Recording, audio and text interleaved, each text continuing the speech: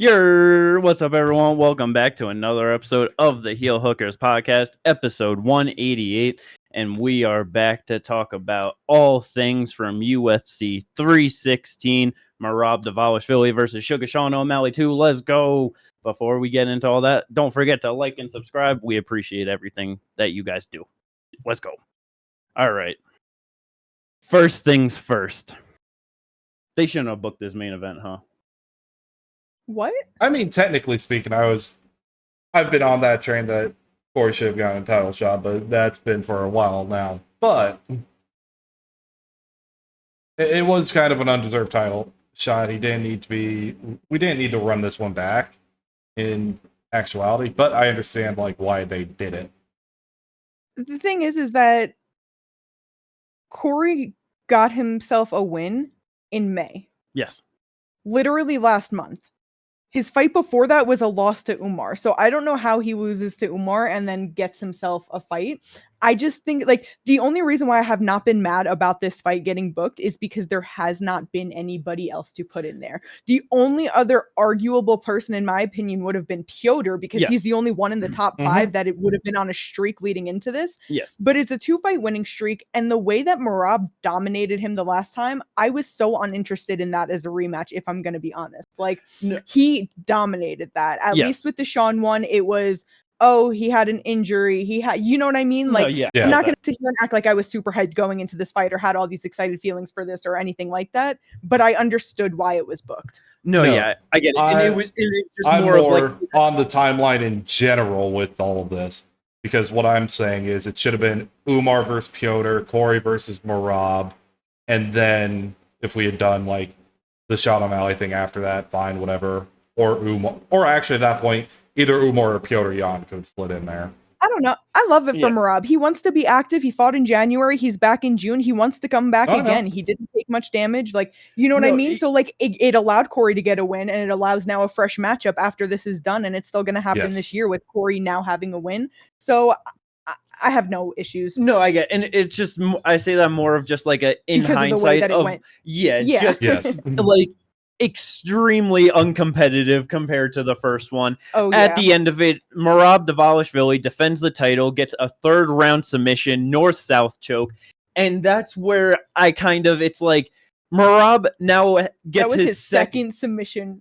Second submission, but also his second finish in the UFC. Yeah. His only other finish was over a just destroyed Marlon Moraes. You know what I mean? That was also his first choke ever. His first submission was an armbar. Nice. But yeah, so that's where it's just damn, for Merab to just be able to go out there and do that to Sean, it really just in hindsight, it's even though how dominant Merab was against Piotr Jan in the first fight, 50-45, no doubt about it. Yeah. He wouldn't have gone out there and done that to Piotr Jan. No, you know I feel you. But also, I feel like it wasn't just getting the submission that was so impressive to me. The thing that immediately was the power behind his strikes. Yes.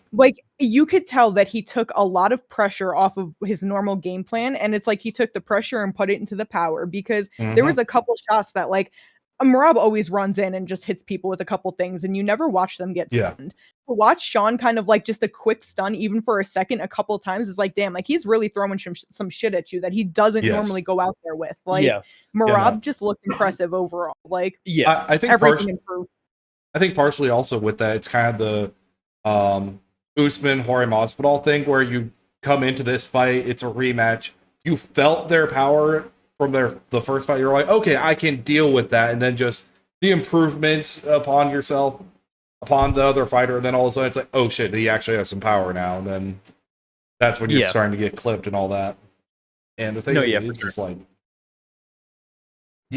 just the grappling was as dominant as ever, and what Merab was doing, it's not like he changed up the grappling in any way, really. What he normally does is once you start building a base, he gets you into a headlock and just kind of uses that to control, bring you back down and all that.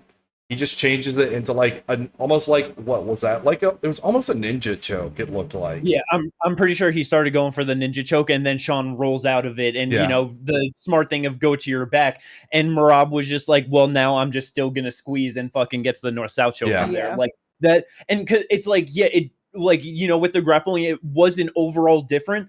Other than the fact of him actually committing to a submission. Yes. Like, he does not commit to finishing guys at all. Like, it just does not happen. And so that was just easily a clear difference, like, with the grappling in this one. But then also, with just, like, you bringing up, Kate, of, like, him just actually, like, sitting down on, like, the strikes in this one. It's one of those things that it's, like, we obviously know how, like, he's the machine. He has the pressure. He has the cardio. He has the relentlessness to just go after it and put it on guys that they can't hang with.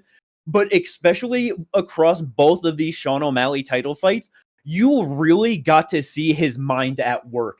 He fought both of these fights so goddamn differently. The first fight in the Sphere, he had such a bouncy, almost karate, just like in and out movement throughout the entire fight, going to like the takedowns early, you know what I mean? Like doing like his normal like pressure, but like willing to retreat at the times when Sean wanted to pressure. And like I said, using that bouncing in and out. This time he, like you said, sitting down on that power, being more like just on like flat footed on his feet to like really like go in there throwing the bombs. But then he would switch between like, okay, I'm going to pressure trying to do my thing. Oh, you want to pressure? Okay, I'll just be on the outside for a little bit now. And it was just kind of more of like an overall back and forth. Like it just watching him fight those in completely different ways, especially just compared to all the other people that he fights.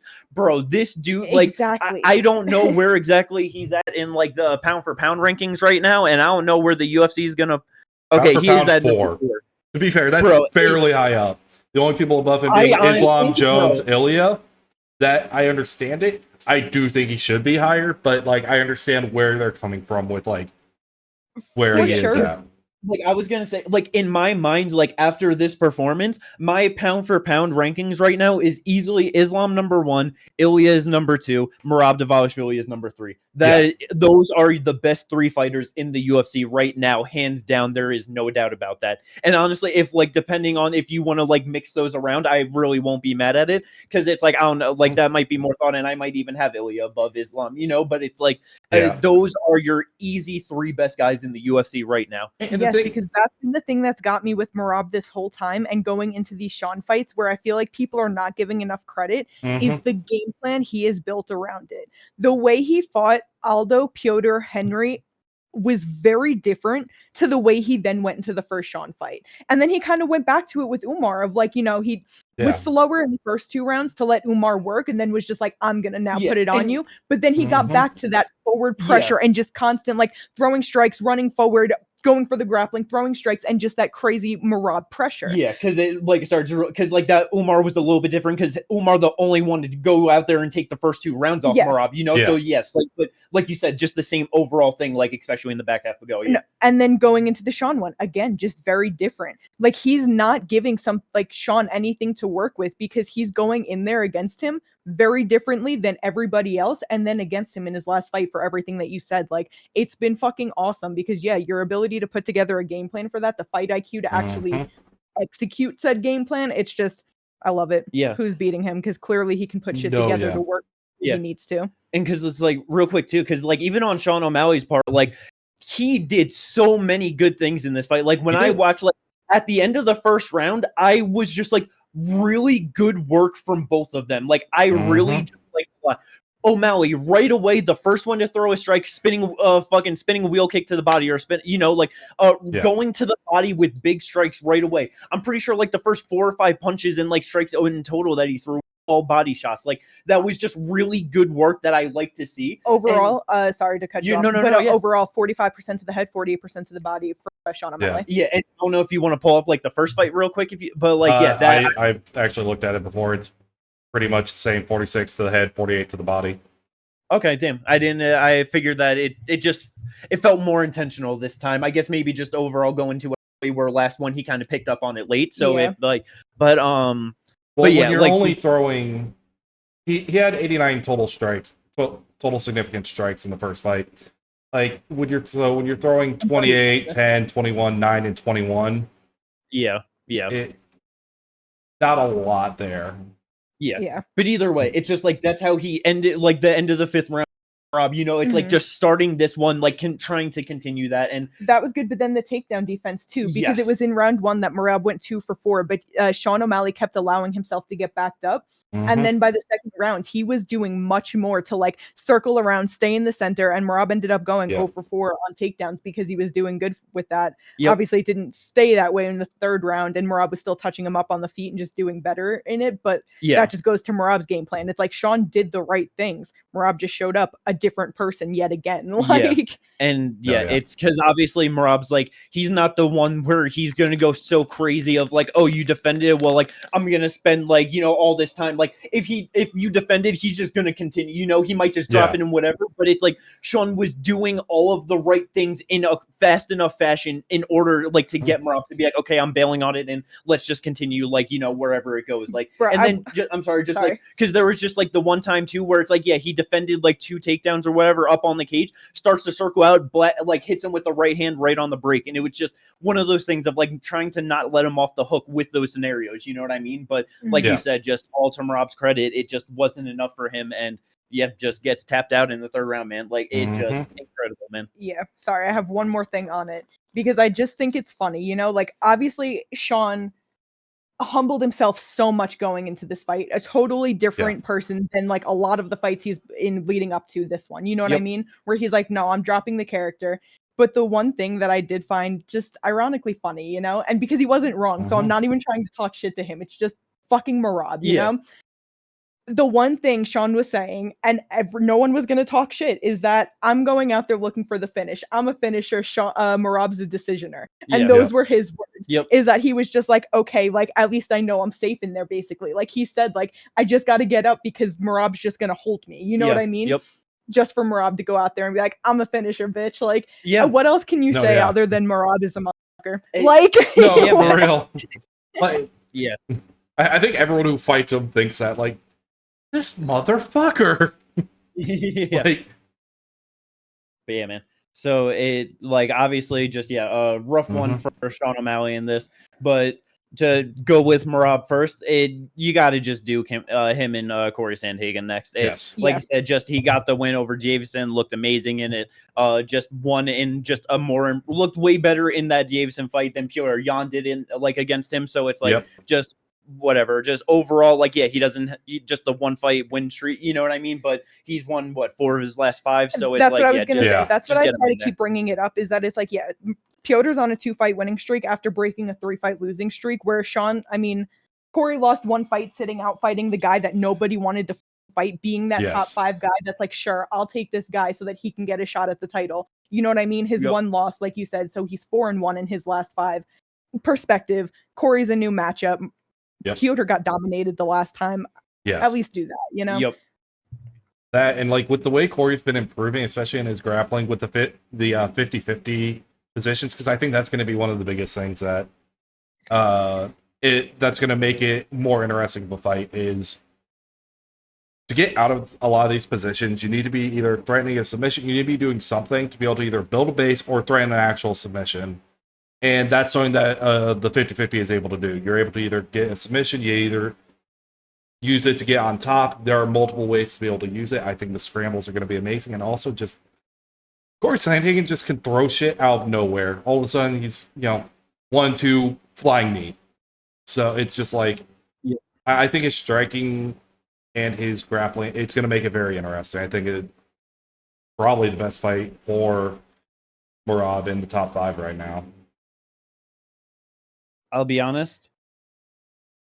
Or what you? I feel like you're probably going to say what I'm feeling, so you can just go on. It's just a puncher's chance for anyone to beat Merab, honestly. Like there is nobody that is going to go out there and just straight up beat Merab and not like, and it just not feel like, oh, he like just caught him in that moment, because it's like like Corey has been improving, like he's doing really good, but like he was really only able to show all of that off like against Davison, like, Right. you know, in that one with the 50-50, an older guy that was a former flyweight moving up. When he fought Umar, like, yeah, he did really good at like defensively, like hanging with the wrestling, but Umar completely like diminished his offense and nullified it with nowhere near the pace that Merab is going to put on. And all Merab does is nullify and make fighters that he fight just not put up the same kind of pace that they normally do. Unless like Corey's just able to like, yeah, just is able to find that shot in there, but there's no one that I favor to beat Merab at this point. That is exactly how I feel with it, because like even with the puncher's chance, we saw it in Umar where he was a bit more hesitant to throw certain things because of the grappling. And I know he acknowledged that himself, but it's easy to acknowledge it, or not, sometimes it's not easy to acknowledge it, but you know what I mean? Like, it's easier to acknowledge it than to execute it. Yes. So it's like to go in there and, like you said, have the pressure of Merab now, who's going to be doing more than Umar is. Is it going to be more hesitant where he's like, damn, I should do this, but where, how? And then, then it's like, he knows that it's like, it's taken all this time to get a fucking opportunity at the title. Easily it could be in his head, this is going to be my only opportunity at the title. I have to make sure that the thing that I do throw is the thing that lands. And man, I fucking love Corey Sandhagen. I love watching all of his fights and watching his rise up into the top of the division. But a motherfucker. Yeah, man, I don't know. Unless somebody has just lights out takedown defense, they have incredible cardio, and they are just going to be constantly putting on pressure and throwing shots no matter who they fight. Then that's like the kind of fighter that you need to beat Merab. And I wonder if Corey would be more willing to try to start the fight. You know what I mean? If he would go out there and just try to put a jab on him at least, and just try to like, if he would go out there with the pressure and try to control it, because like we know he could, but it's just one of those things of the hesitation and not wanting to do too much. Like, who knows? But I wonder, because it's not like he's the one that's gonna necessarily just sit back and wait for him to come forward, you know? No, and that's the other thing, because like I understand what you're saying, Jimmy, with the whole like, oh, could be my only shot. You know, it getting that in your head. That can both be either. That can go one of two ways. That could either be a prison, or it could be the most liberating thing in the world. Where all of a sudden it's like, this is my one shot. Fuck it, Michael Bisping this shit, and just go. Balls, you know, walls, doesn't matter, just all out. Yeah, it's one of two things. And with Corey, it can honestly, like with the way he's fought, I understand why you say it, because it can really go either way with him. Yeah, but he is definitely like, one of those like more mindful fighters, but also sometimes he has gotten into his own head. So it is one of those things where it's like, I could see it going either way, where it's either very liberating for him to be thinking that, or it's a prison. Yeah, and it's like out of all the guys like in the top of the now, I do give Corey Sandhagen the best chance to be able to find that, because he is an incredibly smart fighter. I'm sure he's been fucking just absolutely in the goddamn basement just studying Merab and everything that he can do. You know what I mean? Like, just trying to fucking work it all together. And like, I'm sure him and his coaches have been like crafting something good, but it's he could go out there and pull a fucking performance like Frankie Edgar, you know what I mean? Just easily leads him into a flying knee, and he's just slept on the floor, and Corey Sandhagen's our new bantamweight champ. I just favor Merab over everyone in this division right now. Like, there's nobody coming up that I feel like is just like, oh, this is the guy to beat him. Like, that, it's just, I feel like it's going to be one of those things of he gets old. Right. And, I understand that. Like, I'm not favoring Corey, but I think like it's exactly what you just said. I give him the best shot out of everyone, especially in the top 5. We've seen 3 of them already fight him. The other one is Song Yadong. Yeah, who has lost to the 2 guys above him that he's gotten opportunities against. Yes. So, hey, honestly, it's one of those things where styles make fights. Song is just, like a pressure forward physical guy that will just go out there swinging. Like, who knows, man? It's one of those things where it could fucking happen. Like, that'd be insane. He does got big power, and he's gonna fucking swing some big shots. It could be an absolute. Just give Song Yadong a title shot, honestly. Let's see what happens, honestly. I mean, depending on what O'Malley wants to do, I was going to say, like, I think that'd be an interesting fight. O'Malley versus Song Yudong. That would be good. That's a great fight for O'Malley, honestly. Yeah. That's like that should be like easy, like perfect style, like matchup for him and stuff. But it all depends on what he also wants to do, because he could move up to 45 if he wanted, put a little bit of weight on, move up to 45. See, like, because I saw fucking like Luke Thomas talking about that. I don't think that's the play for him at all. I don't think it is either, but like it is something that he could do. He could think about it. And it maybe it's just like, hey, I just want a one-off. You know, a one-off, sure, but like, because there's another fighter that I think might be more suited to move up, but we'll get into that. Because when it comes to Sean, I don't like, he's tall. He has obviously like a tall, longer frame for the division, but he's not super thick or super bulky. He's, you know what I mean? Like, he's slim. And I don't think that he looks like too slow for the division. I don't think he looks like he's really affected by the division. I really just think that Merab is a better fighter than him. Yeah. And if he moves up to 145, I'm not sure he'd actually be physical enough for some of these guys. Like, sure, he totally would be able to pass Aljo for a title shot, but like, what is he going to do against Evloev? Evloev is inevitably going to get, like... What's he going to do against Arnie? Like, well, I'm just even like in terms of grappling, like he's inevitably going to get the shot. Assuming he could win that, you know what I mean? And even if Volk beat Evloev, what the fuck is Sean about to do to Volk? He has the ability to potentially knock him out, but let's be real. Volk is a smart fighter, and he's going to be able to deal with that. You know what I mean? Like, I'm just not sure about Sean at 45. There might be some matchups you could make for him that he could fare well in, like a Yair, you know? But I'm not saying it would be easy, but like, he could have a fight because Yair can sometimes, like, I don't know. Bro, Yair's so much more of a dog than him. Like, that's true. Bro, he would bring him into a scrap. That's where it comes to the physical. Bro, he could not hang in a 5-round fight. But that's what I'm saying, though. Like, but like, that's what I'm saying. If he's actually like 100%, like, okay, I'm moving up to 45, I think he should do what the Max Holloway thing of when he was moving up to 55 and actually like, all right, I'm going to take like 6 months off. I'm going to put on a bit more muscle, put on a little bit more weight, you know, and then actually move up, not just, okay, I'm going to cut 10 less pounds.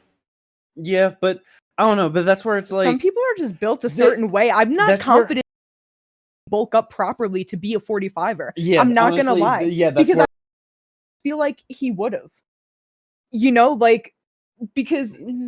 I mean, probably. I mean, like, maybe not, but either way, just the way he's built just doesn't feel right. It seems like he's more of just a slim guy. Because fucking Max Holloway, it's like, like he's fighting at 145, but dude's like fucking walking around 200 outside of camp and shit, you know? So it's like he has the weight that he could turn into muscle, kind of, you know what I mean? Like, and just kind of, but like, it just... Yeah, like Sean doesn't really get big outside of camp. Like, you see him like walking around and he's still just skinny. Like that shit, like... But yeah, so I mean, who knows? If it would be, if that's like what he decided to do and like did commit, it would be interesting. And I mean, like with saying, oh, like what could he do against Volk? I mean, like I don't think he wins that, but honestly, I'd be damn interested to see that fight. Like that would just be hype, and I would like that would just be interesting to see how that played out. But it's like, it just see what he decides to do, where he wants to go. But I do think that just it like you said, Merab's just better. It's one of those things where sometimes there's just a better guy in your era. You know what I mean? No matter how good, how skilled, how talented, it just... I mean, we've had this at multiple divisions now. Merab. Yep. What'd you say, Ginger? I was just saying, we have had this in multiple divisions. Max and Volk, Ilya, like... Yep. Where someone's at number one and then just they just can't beat champ. Yep. Whitaker, Izzy. Yep. Yeah. But let's go. Roy Valentine Moreno versus Pantoja. That one has 2. But let's go. Moving on from the main event and everything from that, let's get to the co-main event, the second bantamweight title fight of the night. And with all the worries going into it, all wiped away pretty swiftly in this one. absolutely dominating performance for Yes. Kayla Harrison to grab that bantamweight title from Julianna Pena, taking the fucking belt by second round Kimura. Absolutely vicious as soon as she committed and locked that in. The crank on that was nasty. Yeah. Julianna had no choice but to tap her. Her shit was getting ripped to shreds. It's incredible that she was able to make 135 pounds. It was incredible that she was able to go out there and perform like she did after that. Just probably it's. I just don't know enough about like overall, like, just combat sports athletes and stuff. But she definitely has an argument to be one of the greatest combat sports athletes of all time for sure. Yeah. Two-time gold Olympic judoka champion, the only person from America to ever grab gold in judo from the Olympics, does it twice in a row. Two-time PFL champion at 155 pounds, which was like 20 pounds lower from where she got gold in judo, comes to the UFC, another 20 pounds down, and then runs through former champ Holly Holm, gets Ketlin Vieira, gets it done by decision, and then easily dismantles Julianna Pena in 2 rounds, grabbing the title. Like, come on, man. Absolutely incredible. Yeah. If not, it's like, it's one of those things where it's just like, there are just arguments between a lot of people, because you got Henry Cejudo, who's also a gold medalist, double champ in the UFC, Demetrius fucking Johnson. You got so many people with so many different accolades. It's just like one of those things where there's never going to be a true GOAT combat sports athlete. If you ask Khabib, it's DC, but that was so funny. that was good. But yeah. Just completely dominated the fight. Especially on the ground. Like on the feet, she was just, doing what she needed to do to be able to set herself up, get in on a takedown, trip her out, do what you needed to do. And then, tried to go originally for a head and arm choke, wasn't getting it. Literally 5 seconds left in the round, switches to that Kimura. And once she, franked it, like, Julianna Pena had to tap because that arm was about to break. Oh, yeah. Yeah. And it's like, even just like before that with the ground and pound, there were times where it's like she's trying to posture, and like just get like the height to be able to land in Julianna Pena on bottom, trying to land some little shots, and it's like, oh, those are like, some decent shots off her back, and then Harrison just come down, just fucking blasting her, and it's like the impact was so clearly different. She definitely has nasty ground and pound, but specifically her elbows. Oh yeah, I remember her saying that when she came to the UFC. She was like, I'm so happy to be able to do this now. Like, I know. All for her to leave, and then PFL is just like, elbows. Elbows, yeah. But so it's one of those things where obviously it's just great for Kayla, but like Julianna, she shouldn't have been the fucking champ either way. This should have been Kayla versus Rocky. You know what I mean? Like, so it's one of those things. But Amanda Nunes comes up in the cage. She's coming back. She wants to reassert her dominance on top. Kayla said it. Kayla's got the belt. Amanda's got the legacy. Let's put that shit together. Brilliant. Please. I know it's not going to happen. I know it's not. But this fight should be for the featherweight title. Yeah, that's what I said immediately when they faced off. Like, just do the shit at 145. There's no reason not to. Yes. Especially because Amanda's not going to defend it. So why not just put it for the title that doesn't matter? There's nobody in the division. The division is non-existent.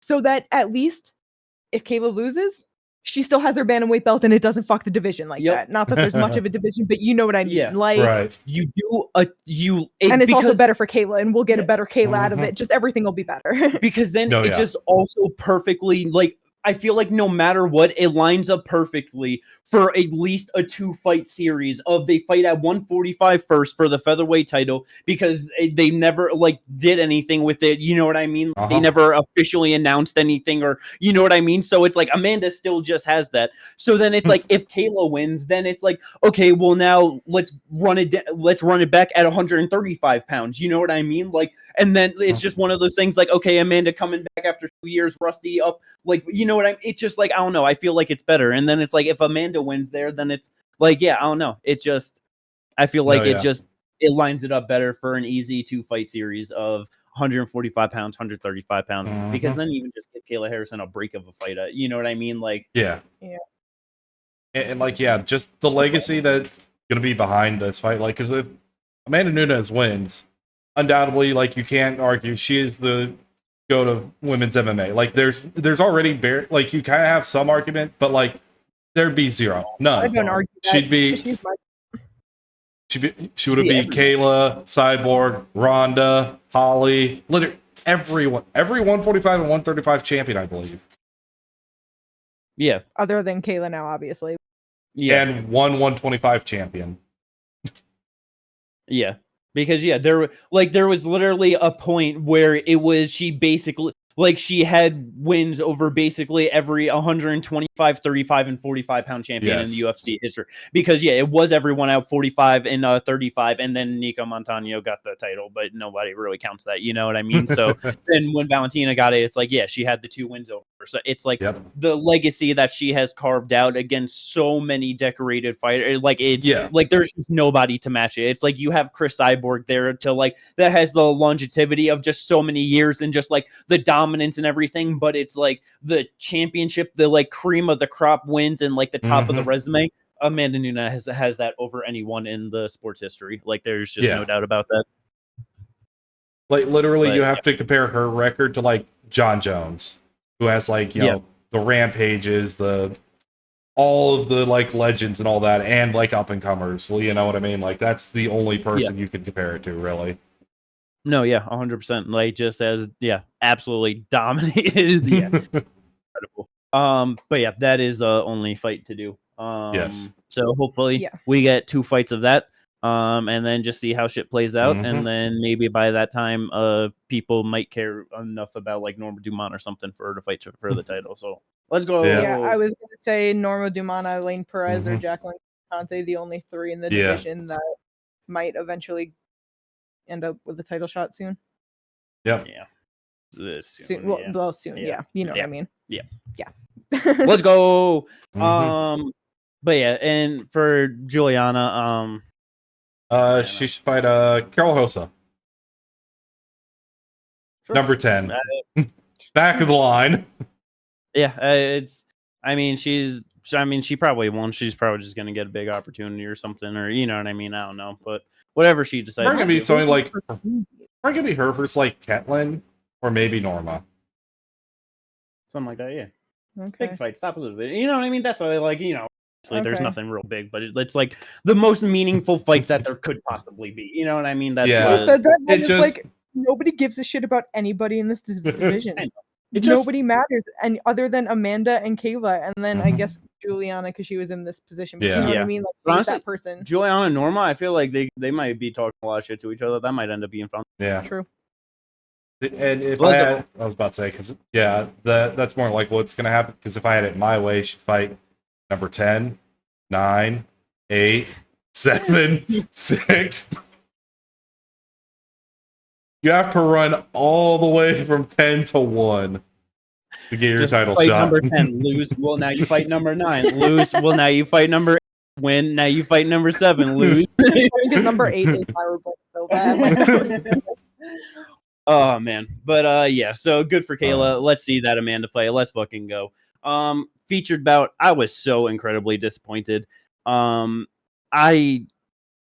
don't know what happened in this one, honestly. This really just felt like Kelvin just threw the fight away. Even with his corner of like, I think it was after the first round of they're saying just like go in and fake the wrestling. What the fuck are you talking about? Fake the wrestling.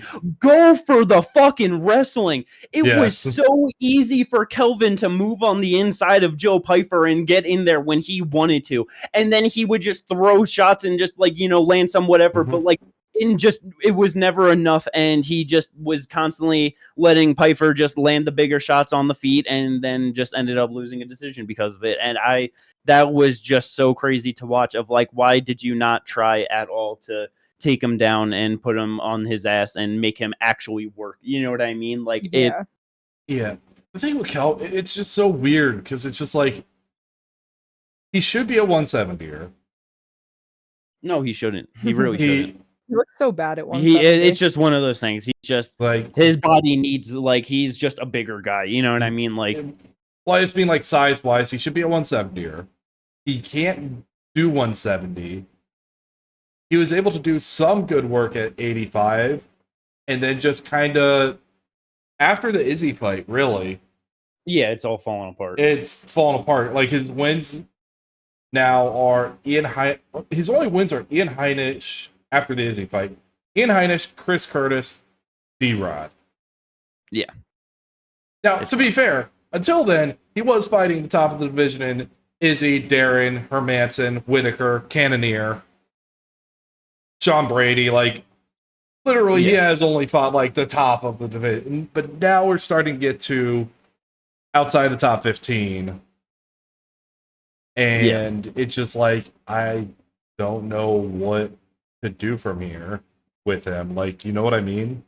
No, yeah. It just felt like it felt like his, obviously I know there are times where he just kind of does dumb shit, you know what I mean? And his fight IQ kind of goes out the window. But I don't know. This one just felt like a completely different, it was just so, even just from his coaches, just to not, I don't know, man. It was just crazy to watch of, just clearly losing on the feet and Pyfer just landing bombs on him, clearly showing that chin and durability to stay in there as always, you know what I mean? It's he was getting rocked up and touched and dropped in the first round, and it was so crazy of he gets dropped, the right hand goes down, comes up and everything, and then just walks right through a head kick, does absolutely nothing to him, and then another another right hand, and he's fucking falling to it's just it's how did you just walk through that head kick? That just didn't register. Straight chin to chin. I think this just proves. They are so funny. He was going through that video game moment where you get hit and you got a moment of vulnerability. Yeah. Oh yeah, he had the iframes. Yeah, exactly. Yeah. But man, I was just very disappointed to watch that because because for Joe Pyfer winning, it was just he threw big shots. Mm-hmm. Yeah. And he won. This showed nothing. This didn't show any improvement. You know what I mean? And so that's where it's just damn, this really felt like Kelvin just shit the bed, honestly. I really wish Jack Manson wasn't fighting RoboCop. I would love to see Pyfer versus RoboCop. That'd be a banger. That'd be really good. They both have pretty good jiu-jitsu. Obviously, RoboCop, I think, has better jiu-jitsu. Yeah. But also just both big power strikers. Yep. That'd be fun as hell. So I don't know where Pyfer goes from here. It's hard. So many people are booked right now. Yeah, there's probably someone else outside the top 15. And for Kelvin, it's who knows what he's. I don't know what he's got to do. He was talking shit about him. Why not? Bonacco. Yeah, him versus Bo. Yeah, I forgot. I thought after that I had that thought because I remember him saying that. Just you're gonna say I got fraud check. This guy got fraud check. Well, now fight each other, see who the real fraud is. You know what I mean? Best way to handle it. The only thing that I was hoping for was, in all honesty, with this fight was that during the second and third round that Kelvin Gastelum had a greater comeback than Joe Pyfer's hairline. I will say that. Very true. Very true. But yeah, so that's the feature bout. Nothing too crazy on that one. No. Okay. This next one though. I was trying to pack this before we had to get into it. Sorry. It's not your fault. It is what it is. This was the most disappointing fight for me. Yeah. For sure. I get it. I will say I'm so confused looking at the numbers. Have you looked at the numbers on this? No. Because significant strikes 173 to Mario and 122 to Patchy mix. It's saying that they both threw total strikes 302 to 304. And if I'm going to be honest, it didn't feel like that much happened from Patchy. I'm not shocked on the numbers from Mario, but I don't feel like Patchy did that much. And I'm kind of did I not watch the same fight? Because I was so excited for him to make his debut. And he is who I was talking about potentially maybe needing to make a move to 145. Because he's around the same frame of Sean O'Malley at 5'11". I think his arms are a little shorter. But he's thicker. his last performance in PFL Tour against, who was it? Magomedov? Yeah, Magomedov. He got the split decision over him, but that was the worst he's ever looked prior to this fight. Looked terrible. Looked really bad. I wasn't even sure if he deserved that split decision, if I'm going to be honest. I'm pretty sure watching that, but thought that he was supposed to lose that. But I wasn't going to hold it against him because he's always performed well, and it was one of those things of like, not everyone always has a great night. You know what I mean? One, you know? Yeah, like sometimes you just don't always look your best, whatever. So coming in against Mario, I was like, yeah, Mario's very solid, but he's not overall great anywhere. He was so much faster. The movement he had on him, the shots he was landing, Patchy looked like his whole body was stuck in mud. Negative head movement, negative reaction to certain things. And that's why I'm even shocked looking at the numbers, because I'm like, he really landed 36 out of 74 strikes in the first round. 59 out of 111 in the second. He definitely picked it up a bit more by the second, but like, I just remember him just getting touched. Mario doing circles around him while he just slowly followed. And it was like, bro, what is going on? He barely shot a takedown in the early in the third round. It was the most half-assed, far away shoot at the ankle shot where his face got slammed in the ground and he immediately stood up. That was the only attempt. And his wrestling and jiu-jitsu is his bread and fucking butter. That's where he really thrives in. Like, I was just shocked at this 100% shocked. And it just makes me think like, okay, are you at that point where now you're 31 years old, you're getting into your physical prime, you are big and actually like thicker built for the division? Like, do you need to move up? Yeah. Because that's the only thing I can think. I just don't understand how like he's had such great performances to then fall into this, you know? No, yeah, I don't know, because like you said, it like that's where it was just like so like immediate into the fight where it's just like he is just like he looks so slow, he looks so stiff, like it was just so bad. And it was, like you said, the same exact thing in the Magomedov fight. And I don't know, like that could easily be the thing now where just like, yeah, getting into his prime and everything, it is just being too much of a weight cut.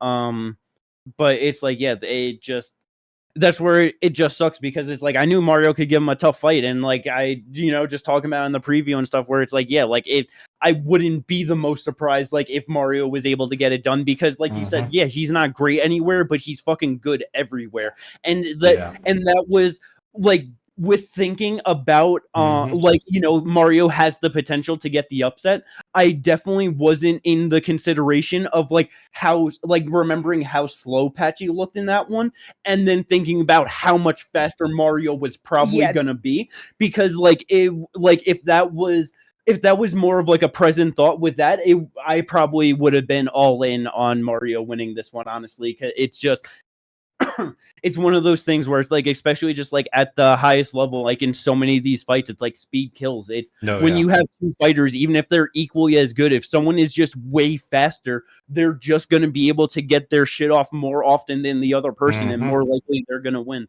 And it's just so crazy going from the press conference, like, or whenever it was that he was talking about, I'll sub you and your whole team, bring them all through, just to literally not wrestle at all. Like I said, I barely even want to call that an attempt. Like he went 0 for 1 on it, but like, again, so half-assed, so far away, and the only thing he shot in, like early into round 3. I just what happens round 1 and 2, and then from there, I just don't get it. Not shooting it at all, not doing anything, not even like really attempting to even get into a clinch situation. Nothing. Like nothing. Just content to stay on the outside and strike with Mario as he was losing.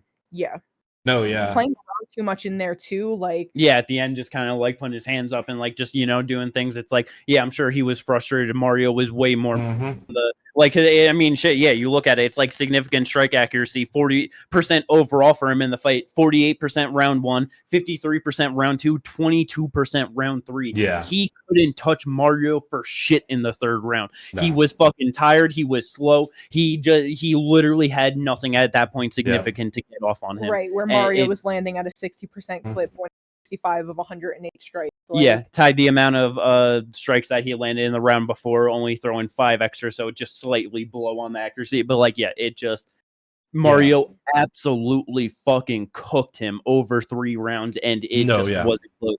It was just so easy for him.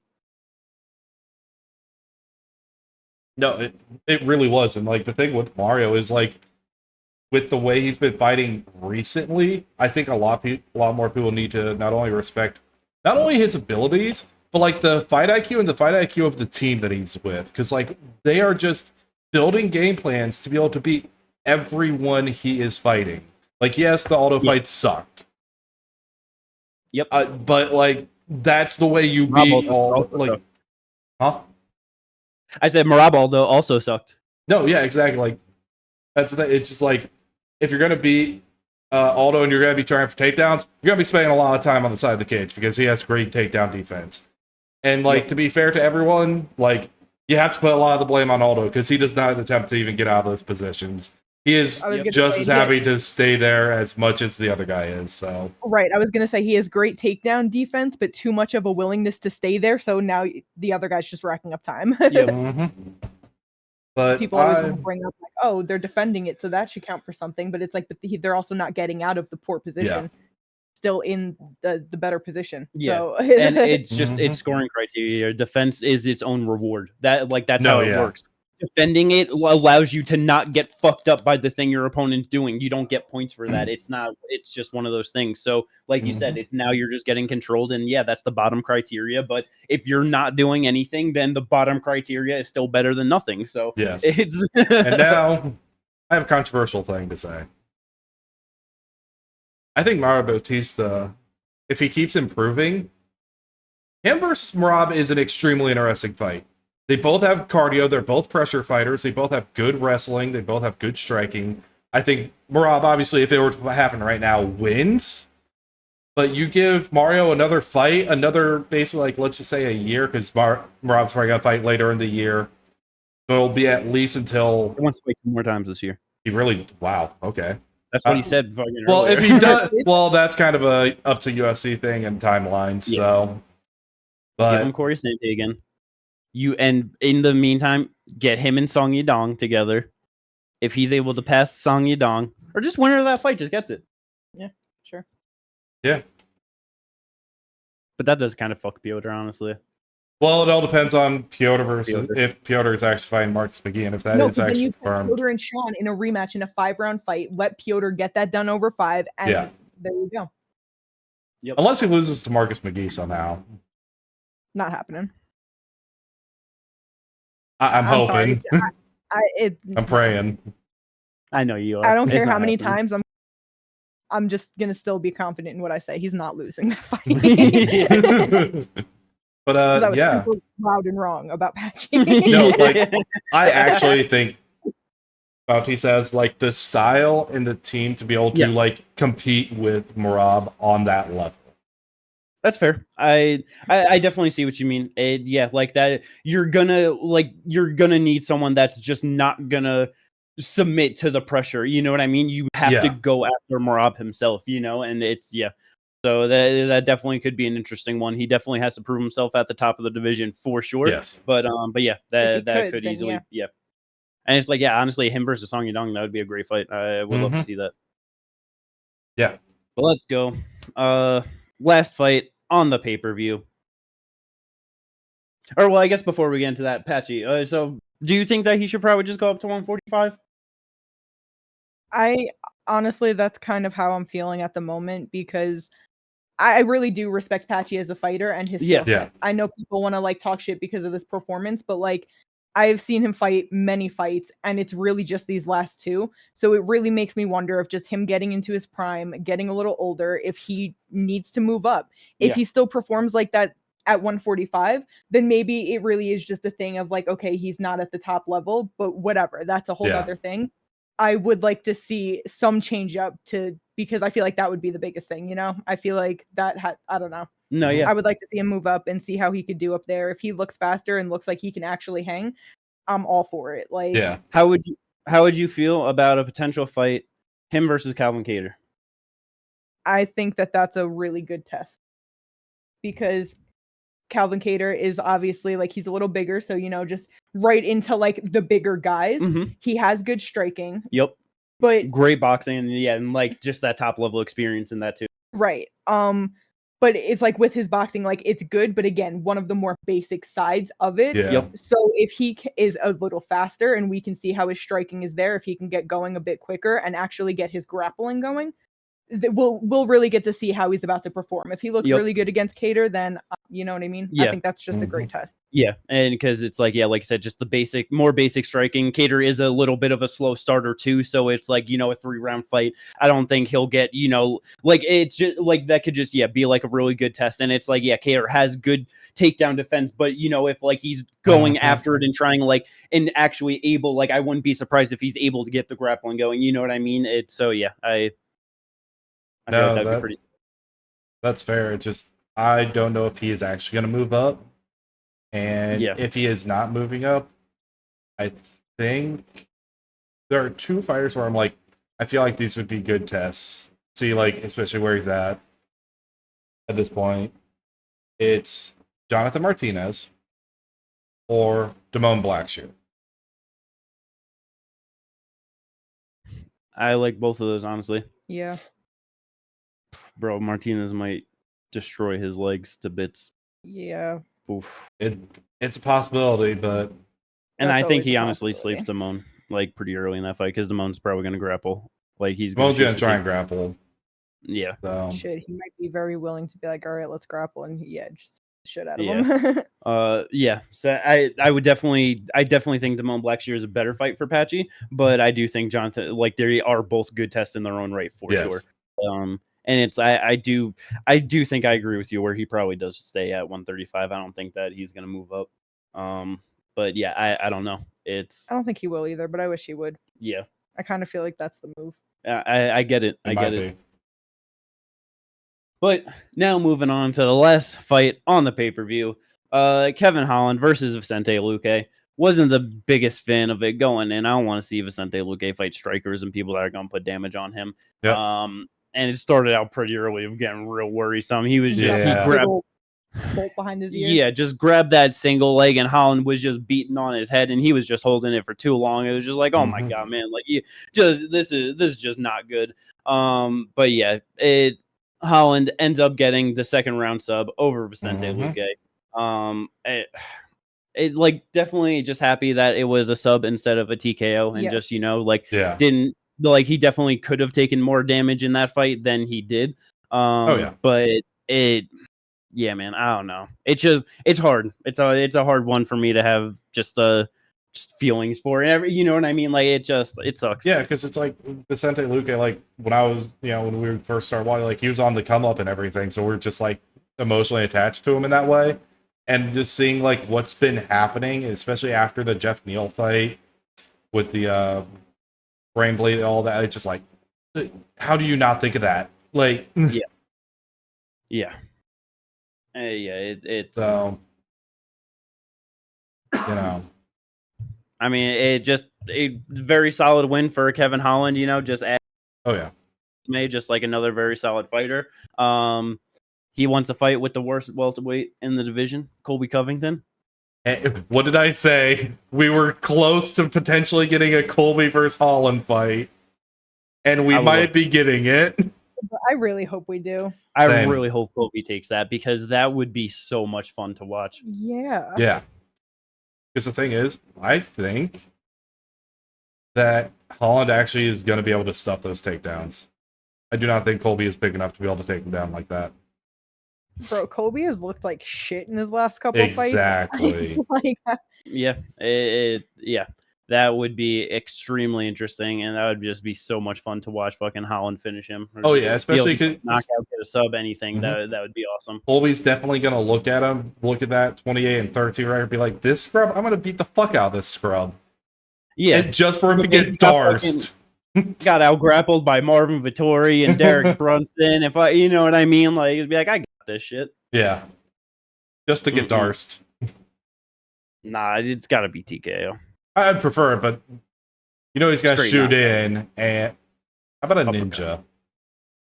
Nah, he's gotta threaten it and then just let him go. And he's gotta beep boop bop. That should be a 5-round. Do you think that should be a 5-round fight night main event? Honestly, yeah. Why not? I feel like it should be too. That'd be great. Hell yeah. Let's go. That is all of the fights on the pay-per-view main card. We had some very solid fights on the prelims that they were there. I know the first thing we got is motherfucking Joshua Van. This guy is a monster. Yeah. He's ties the flyweight record with the most knockdowns in a single fight at 3. Which is so sad. I know, just because fucking Bruno just folding up like at the end, just kind of, and so it didn't really count as a knockdown. And yeah, Right. If he would have just stayed on his feet and got dropped one more time instead of just going to the ground himself. Yeah. Just absolutely ridiculous. Another fight where he goes out there, puts on over 100 significant strikes on his opponent in a 3-round fight. Yeah. This dude is just an absolute monster. Him and Joanna were the only 2 fighters to achieve 750 significant strikes in 7 fights in the UFC. And he just goes out there and just keeps adding totals. It's just absolutely incredible, man. Yeah. Did you see what he wants next and what he calls for? I didn't hear it. No. Joshua Van wants to fight Brandon Moreno for UFC Noche. Oh, no. A respectful call out. I didn't listen to it, but I saw the headlines. I saw that, and please, yes, please, sign me up. No. I'm down. No. Yup. No. Yup. No. We're doing it. Slower. Pump the brakes. Doing it. I know Pump the brakes. You said that, and I was like, holy shit, that's such a great fight. Like, what a call. 5,000 significant strikes landed in that fight between the 2 of them. It's gonna it's a fight night. That's the main event. Let's fucking goddamn do it. I don't care how fun this would be. I don't care that Joshua Van is 7-1 in the UFC. He got knocked the fuck out last year by Charles Johnson. Everyone he is beating, other than right now with Bruno Silva being actually in the rankings, are all unranked people. Yep. He is doing what he should against the guys that are not ranked. Bruno Silva got knocked out by fucking Manel Kape 6 months ago. Yep. And Manel Kape's now fighting Brandon Royval. You beat Bruno Silva, you fight Brandon. No. Listen, he is 23 years old. Yep. We do not need to keep doing this to flyweights where we're like, hey, fight the lowest end of the division and then go to the very top of the division. There's no real progression. Just bottom, top. You down? We can't do that. Moreno is... No. I love it, but I hate that. It doesn't need to happen. Because what are they going to do? The Steve Ercik fucking route of, oh, you lost to number 2. Let's give you Royval next because that was a really fun fight. You lost to him? How about Manel Kape? How about you? Like, no. Everyone else is booked through the summer right now. That's insane. Literally just him and Moreno. What the? Joshua Van, Brandon Moreno. It might actually happen. 5-round co-main event, UFC Noche. Main event is Diego Lopez versus Yair Rodriguez. No, give him a Sue. No. Give him a Sue. No. How about that? Nobody wants that. Asu's fighting Ramazan right now. Yep. No, he's not. Yeah. Yeah, he's fighting July 26th. That's been booked. Yeah, I forgot about Not wanting to believe you. No. Brandon Moreno. I understand what you're saying, Jimmy. And I get it. I think they should hold off on that. They shouldn't. You want to know why they should hold off on it? Because it should be Brand Miranda versus Horiguchi. Horiguchi's injured. He pulled out of his last fight. It's not that bad of an injury. Do you know that? If I remember right, it was a rib injury.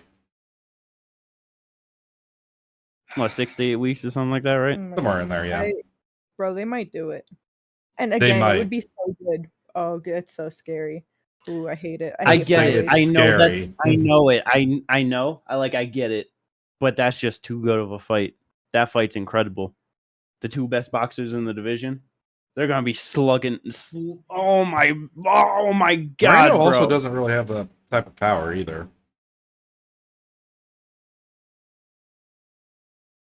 It's one of those things where if it really is just too big of a step up, Joshua Van could easily get finished. Like, I honestly wouldn't be surprised. Like you said, you literally got knocked out by Charles Johnson a year ago. Like in the third, it's If like anything, third, I feel like third, Moreno 4, could and 5. probably You know, get a like step over. that body shot fan. Like it's just yeah. the possibilities are there, like for sure. But it's like, bro, that would be so goddamn incredible. I would absolutely love that. Let's fucking go. The thing that scares me is they're landing 300 significant strikes each. Yeah. And it's like, I know, like, you know, Van has been doing great. Mm-hmm. But Moreno has been at the top level for years now. Yes. Joshua Van has been at the lower level for 2 years. He's just been fucking cooking. He came into the UFC in 2023, June 24th. So it hasn't even been a full 2 years. And he's gotten himself a 7-1 record. I get it. He's cooking. It's awesome. But that's been 2 years of like the lower levels, like I said. And he's put in the time, work, and effort to deserve this opportunity. No, the thing that worries me the most is, as much as obviously Joshua Van has great boxing, it's too close to the Max Holloway style of I'm throwing combos in the pocket and like long combos where I'm really open. So when you're against somebody that's a good boxer and has been fighting the higher level for much longer, bro's going to be eating such big shots. He's going to be so open to everything Moreno wants to throw at him, you know? It's so worrisome. That's all. I get it. I really don't know. Like, bro, I really think that that fight's a toss up in my head, honestly. Like, it's Moreno's obviously the favorite because of like just the level experience, you know what I mean? But I like Van can just put that pressure on him and really just have Moreno like, what do I do? You know, but I don't know. Bro, I think that's just a good old fashioned fucking rock'em sock'em robots for 25 minutes. It is. Like, possibly, like, because it's like what Max Cater is still, I think, like the record for the most significant strikes landed in a single fight. Probably, and it's who the fuck is passing that other than this potential fight, you know? The majority of it comes from fucking Holloway, too.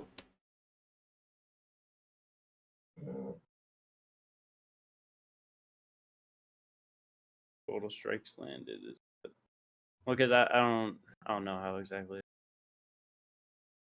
breaks it up. Yeah. That's so fucking stupid. Total strikes attempted. Oh, okay. Yeah. And landed next to it. Okay.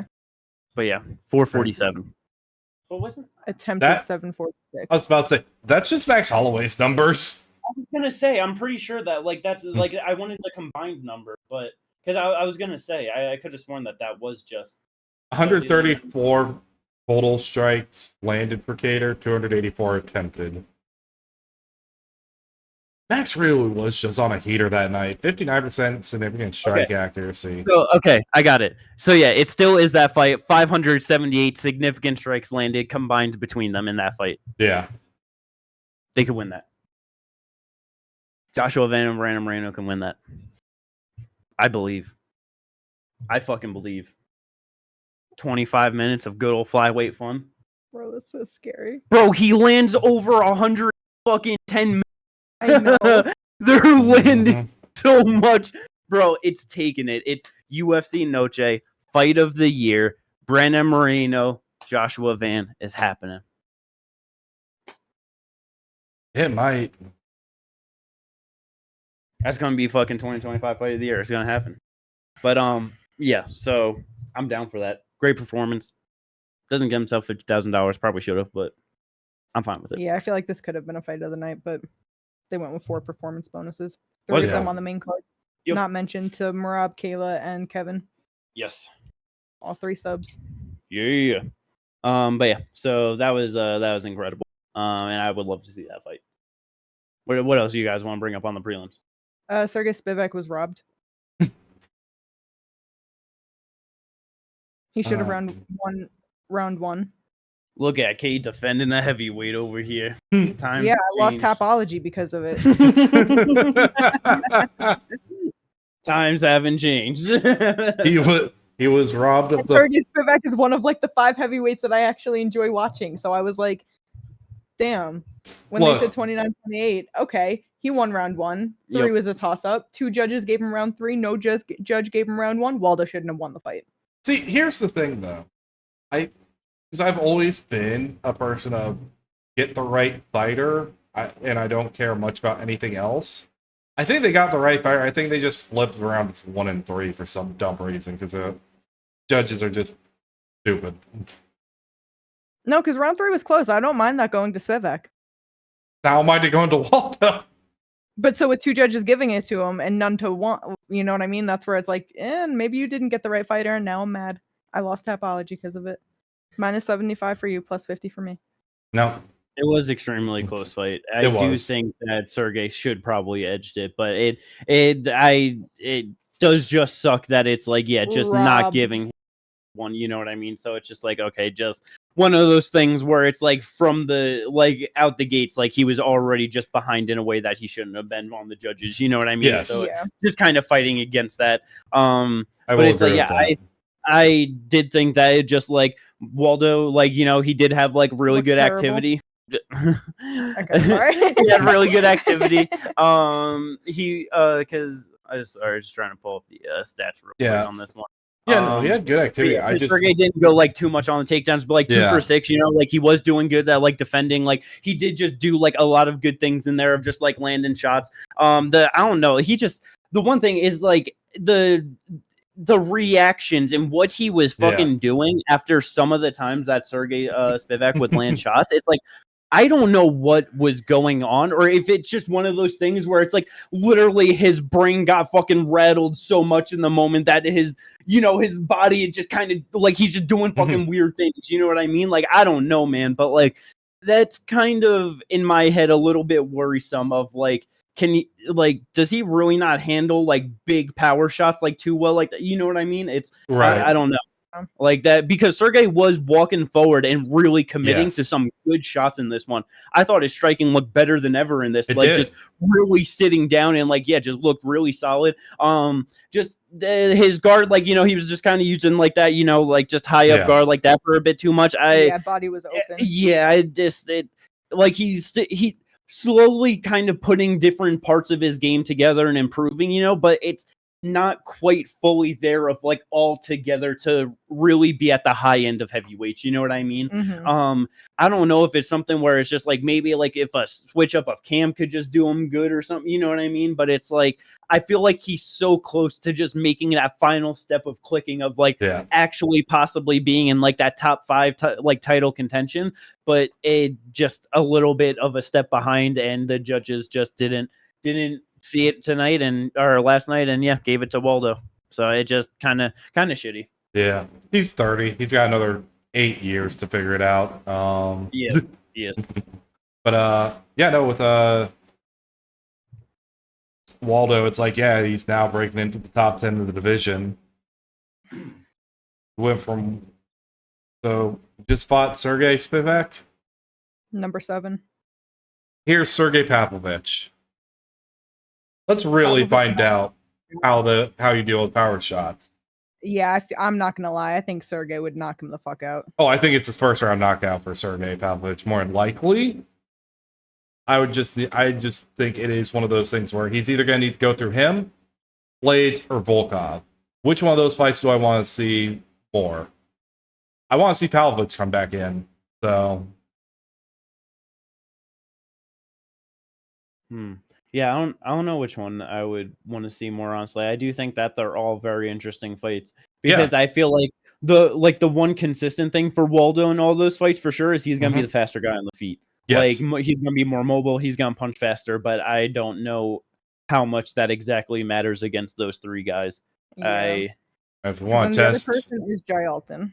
Let's say we want to test mobility and speed.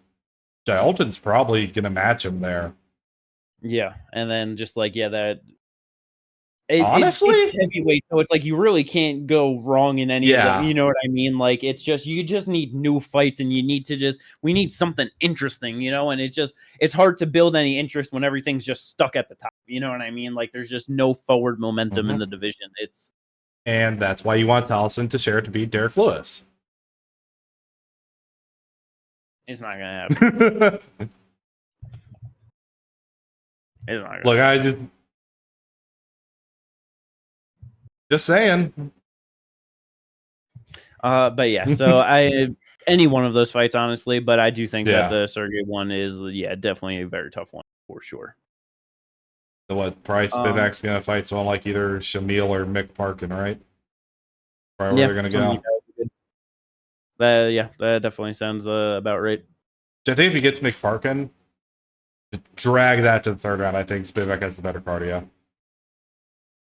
Yeah, very possible. Let's see how that plays out for them. I feel like Andreas, Gustafsson, and Khaos will bring up. Bro, I was baffled by that.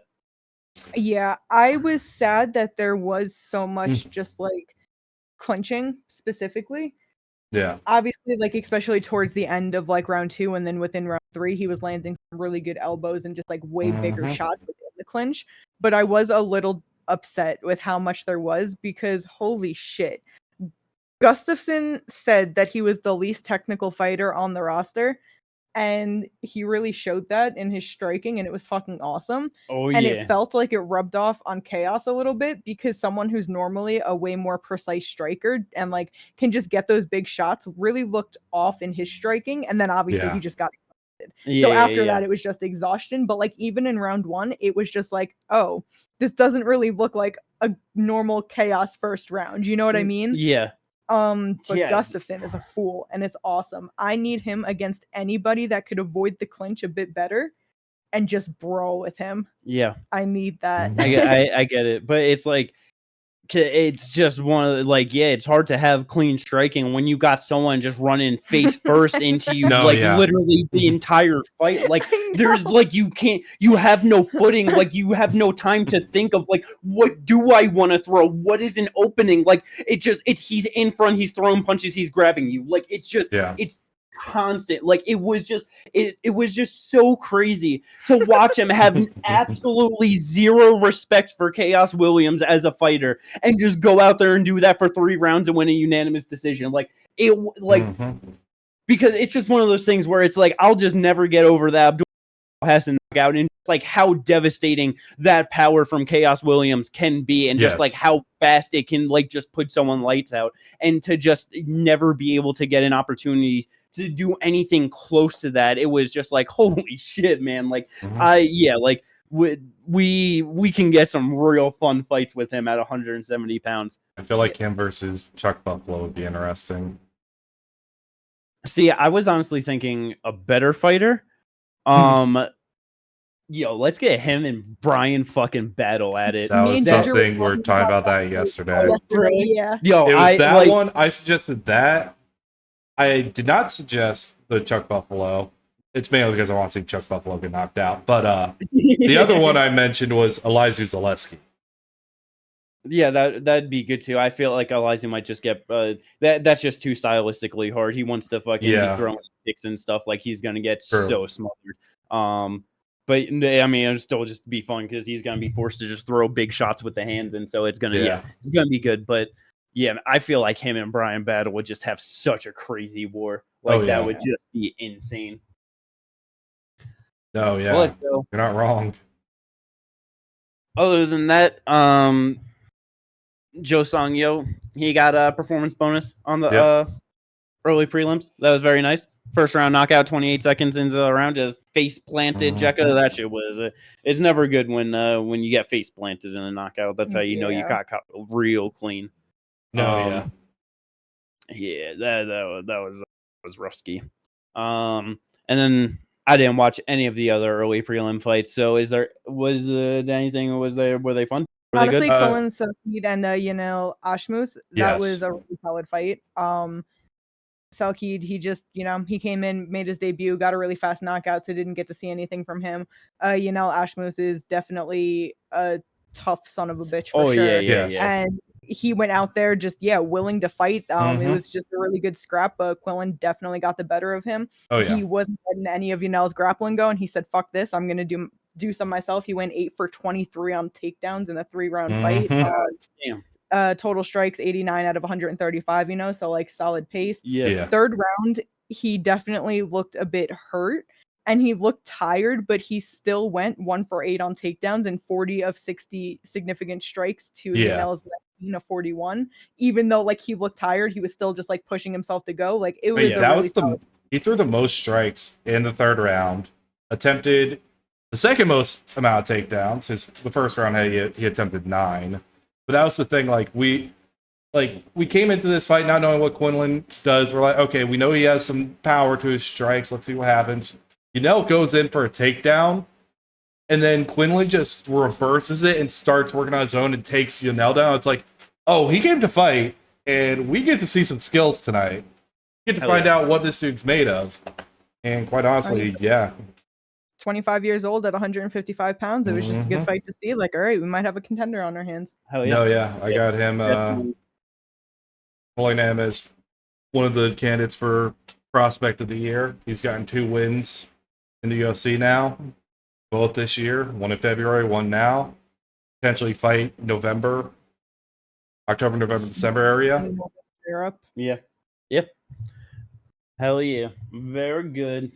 But yeah.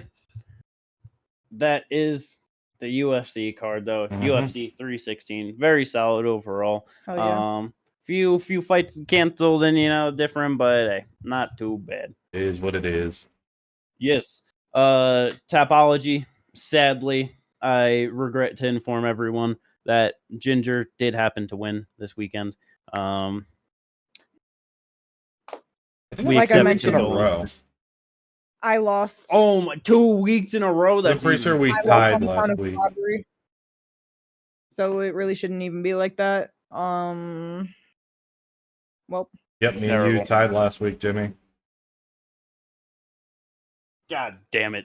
So yeah, that sucks.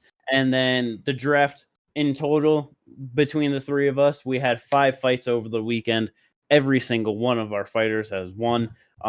So I'm pretty sad about that. I was really hoping to get a good old 1-4 this weekend. Me getting the woman Joshua Van, everybody else losing. Jimmy's a fool. I got my 2 wins with Kayla Harrison and then Bilal Hassan, my honorable mention on Friday. He looked great in his fight. That brings me to still winning at 14-2. What's your record, Jimmy, with your win with Joshua Van? I think 11-4. Yeah, nice. He's 11-4. I'm 12-5. Crap, dang it. Merab and Mario got me my wins this week. Bullshit. Utter bullshit. They both should have lost. You should have gone 0-2. They both won gifted decisions. No, he should have gone 1. One of them got a submission. Gifted. It was bullshit. Fraudulent. I don't accept those results. Jimmy, you have the least amount of losses. I mean, you have less losses than Ginger. Did you just... You just lied to me right to my face and on camera to everyone. Like, what? I had a moment. I'm in between you two. Ginger has 5 losses. You have 4, so it's okay. You're doing okay. But you I have more wins. You got Buckley next week. You're about to have the same amount of wins. Literally next week. Not good enough. I need to be ahead. It's not enough. Yes. But yeah.